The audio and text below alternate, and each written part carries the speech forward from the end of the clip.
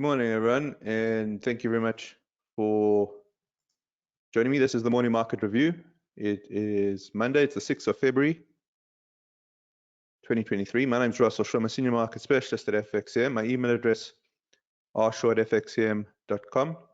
Just going to go ahead and bring up our high-risk investment warning. I'll keep this on screen for a few moments.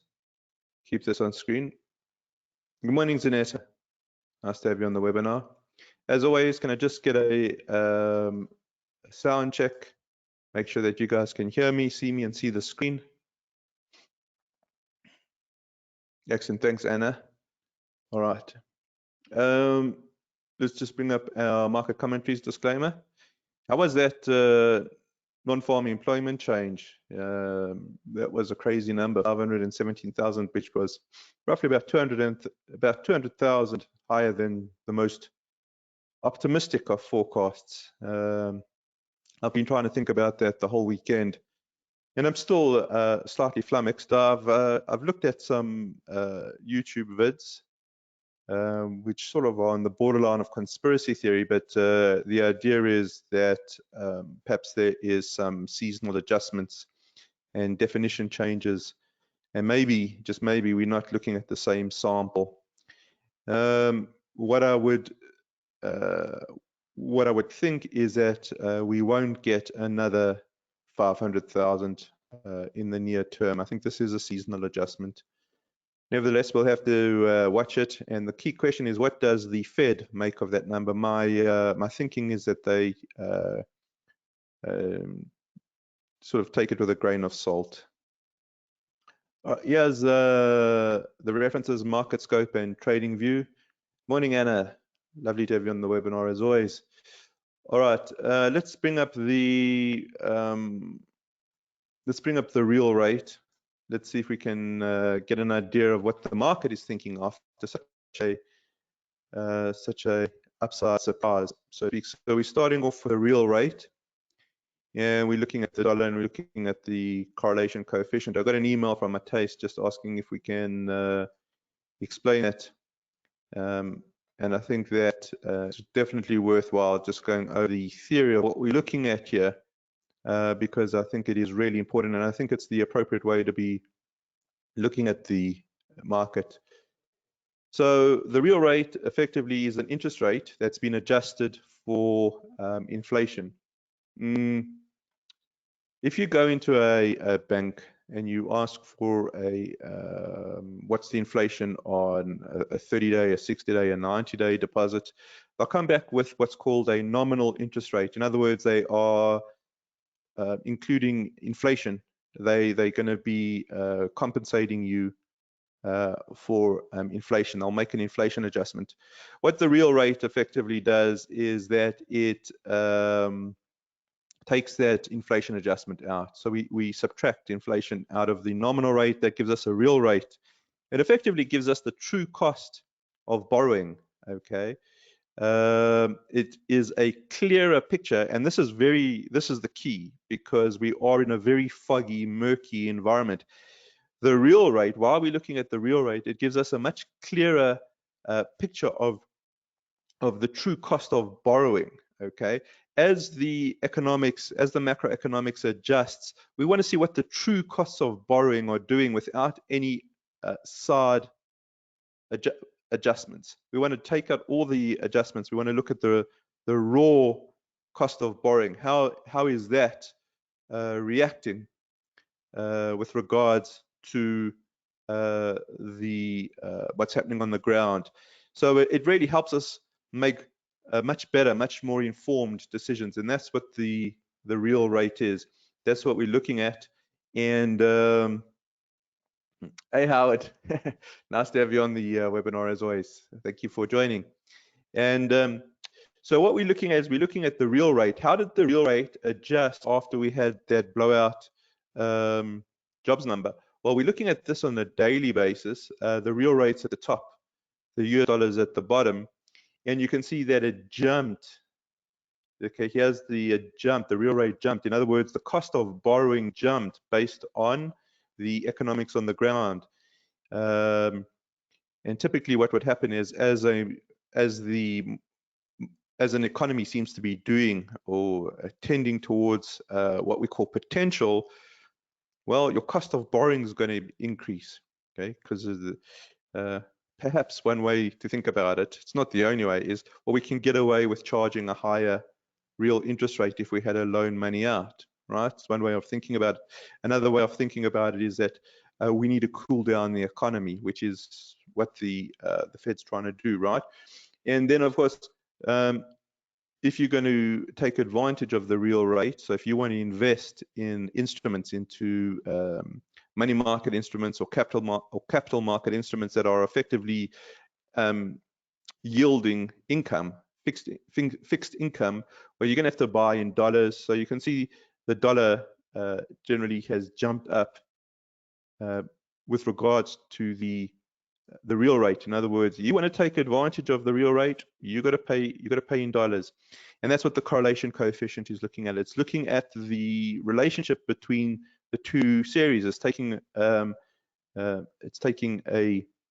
look at the real rate, and then we are applying the dollar, and so we're applying the correlation coefficient formula to the real rate and the dollar. And what you can see is there is so you can see it's the US dollar. Okay, we're doing it over a 20 period, okay, which is the default. I'm quite happy with that. And you can see that its correlation is at 0.73 or 73%. The way that the correlations work, my taste, is as follows. I'm just going to bring up Microsoft Paint. Is that you effectively want to look at three levels. Okay, you want to look at +1, which, think about that, is 100%. Okay, so 1 divided by 1 is 100%. -1 divided by 1 is -100%, and 0 divided by 1 is 0%. So effectively, we're just getting where plus 100% is that the two instruments are moving completely in sync with one another. Minus 100%, they're moving completely in sync with one another, but in opposite directions. And naught, there's no relationship. So these guys are moving at 73%. So that's a very robust. They're moving 73% on a daily basis. You go through to a weekly basis, you can see they're close to 80%. And they have been, by and large, since March 2022.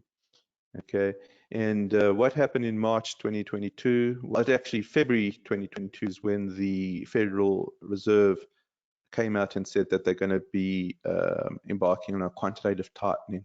And the quantitative tightening kind of locked up the correlations.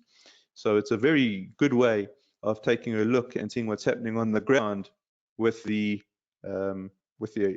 economy. And so on Monday, I beg your pardon, on Wednesday, we had this really surprising. We were doing a live trade, by the way, and I will rewatch that video. My face was full of surprise. 517,000. We were expecting about 190,000. That's a blowout figure, and then the dollar shut up. So we're now sitting between the upper blue and upper red channel. So we're in zone 1. So is the dollar. That to me represents that the market is seeking safety at the moment.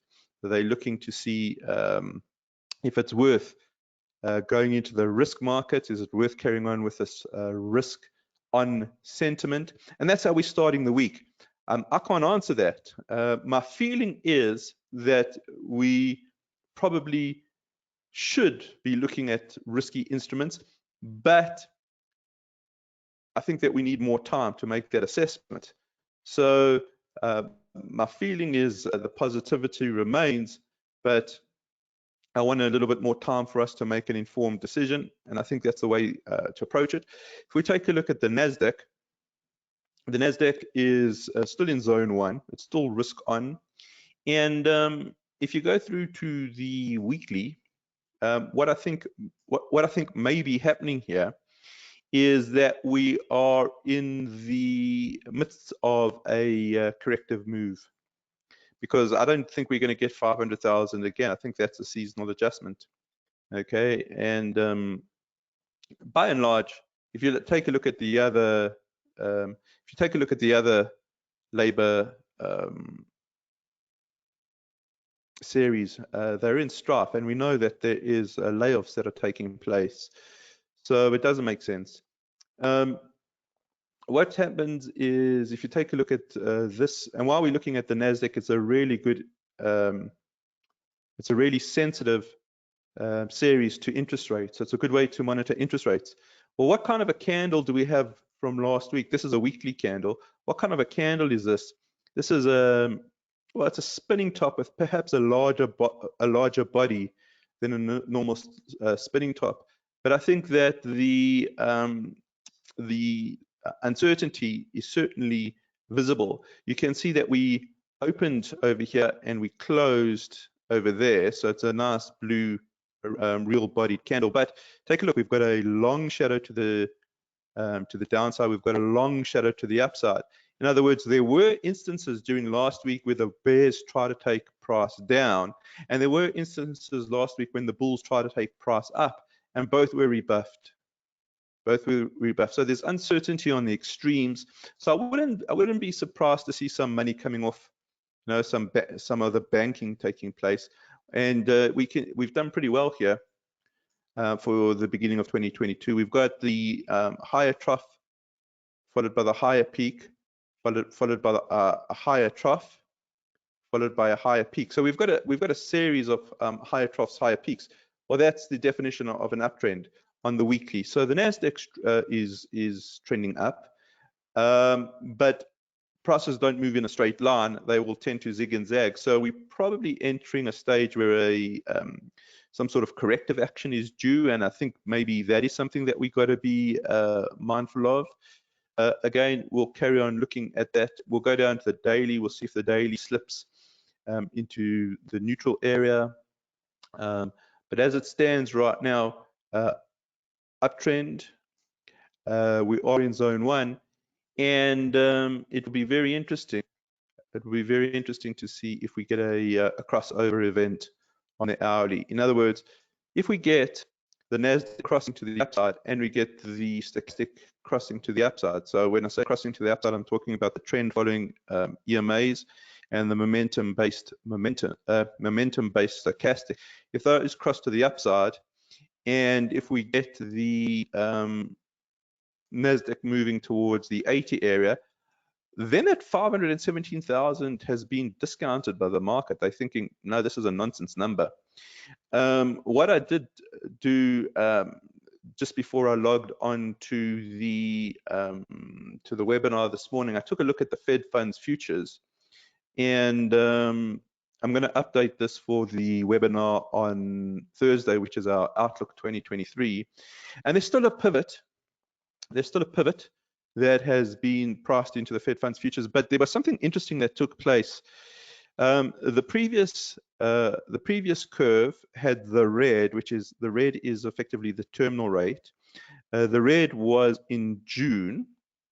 Okay, so we've been pushed. The terminal rate's been pushed forward by 1 month. Sorry, it's been pushed back by 1 month, I beg your pardon. So instead of June, it was pushed back into July. So it's extending the hawkish environment. And the Fed funds futures now are looking at a terminal rate in excess of 5%. Before they were under 5%.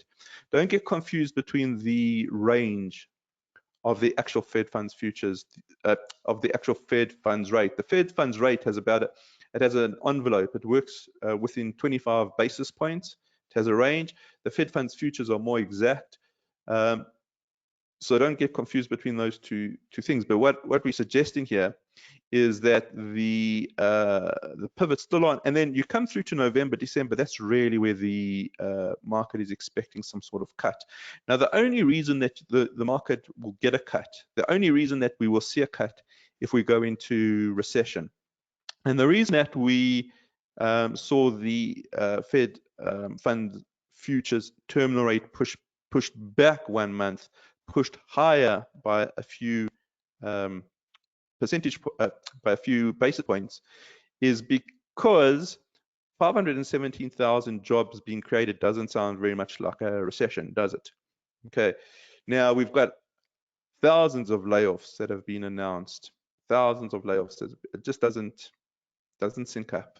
Okay, so we just got to keep. I don't think we're seeing the same sample here. That my feeling is we're seeing a completely different sample. I don't think we're comparing apples with apples. But I couldn't find anything in any of the reliable news sources. I had to really find some conspiracy theorists talking about a complete change in the sample size. I'm not so happy to quote those as sources. You know, they're a little bit on the sort of extreme side. So let's take a look at, I'm not sure exactly when the next Fed meeting is. I think it's in March. I'll need to get the date. All right, so let's go through to the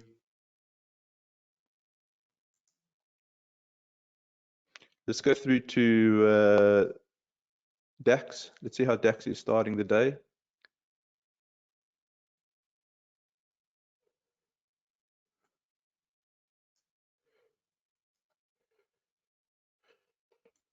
All right, so it's interesting. It looks like we're about to get a crossover event here. I'm not certain we will. Okay, don't predict. Don't predict. React. Okay, react. So we want to see the crossover event. We don't want to predict the crossover event. So let's just go take a look here. The DAX is in zone 1, and there is a slight narrowing there. We have got some red. The question now, is that going to be used as an opportunity on the S1 support level? There is a possibility here. Don't predict. Okay, react.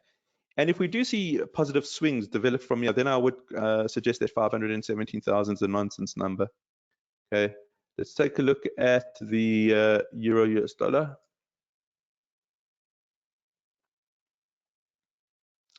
All right, so this is a little bit less positive. Okay. The fact that the euro is not as positive as the DAX already sort of, to me, is screaming, watch out. Okay, so we don't want to just usually they've been following sort of a path together. We'll do a correlation between them in the next minute or so, and then we'll conclude. But if we take a look at the weekly chart, series of higher troughs, higher peaks, higher troughs, higher peaks. The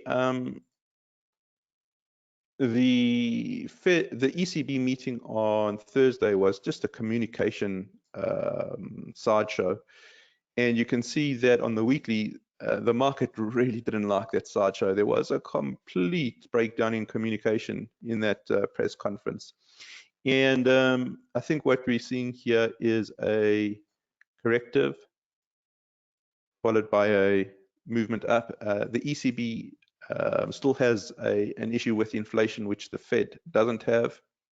Again, we'll talk more about that on our Outlook 2022. And it's broken down now. Okay, so it's not even in zone 1. So the fact that we're getting a breakdown in the euro, but not really a breakdown in the DAX, I think is a warning sign. Let's just see what's happening here. Let's just do a correlation coefficient there. So what we'll do is we'll bring in euro.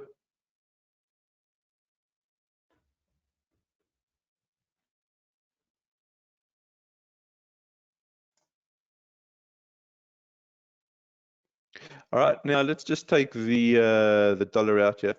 We're going to put in the DAX. And then we're going to have to just talk about that for a brief moment, and then we'll end the webinar. Okay, and now let's just do a correlation coefficient between the two.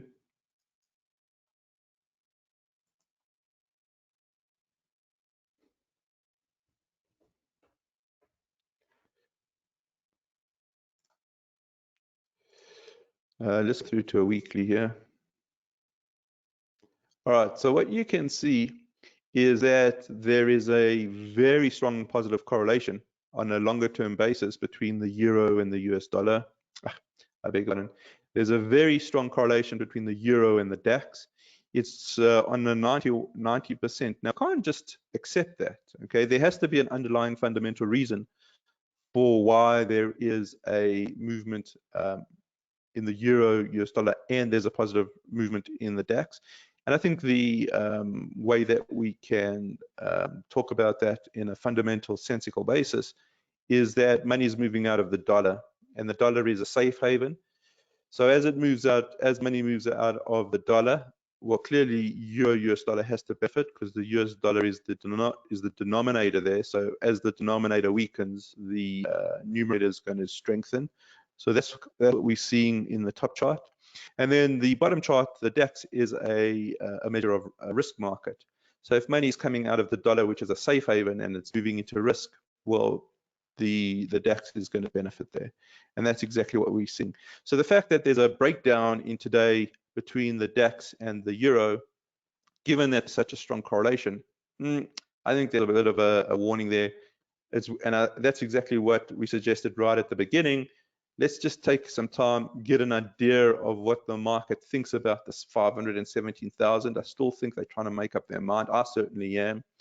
And I think we'll get hopefully more of an idea as the day progresses, as we move into tomorrow.